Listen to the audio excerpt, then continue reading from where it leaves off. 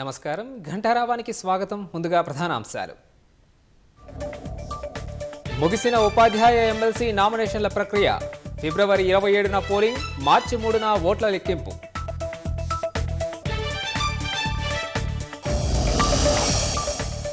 తొమ్మిది నెలల్లోనే 56,000 ఉద్యోగాలిచ్చామన్న మహేష్ గౌడ్. కేసీఆర్ లక్షల కోట్ల అప్పు మిగిల్చారని ధ్వజం.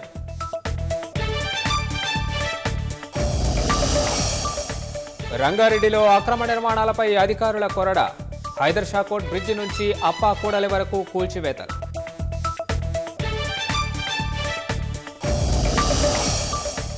మూడు రోజుల పర్యటన నిమిత్తం ఫ్రాన్స్కు ప్రధాని. ఫ్రెంచ్ అధ్యక్షుడు మెక్రాన్తో మోదీ ద్వైపాక్షిక చర్చలు.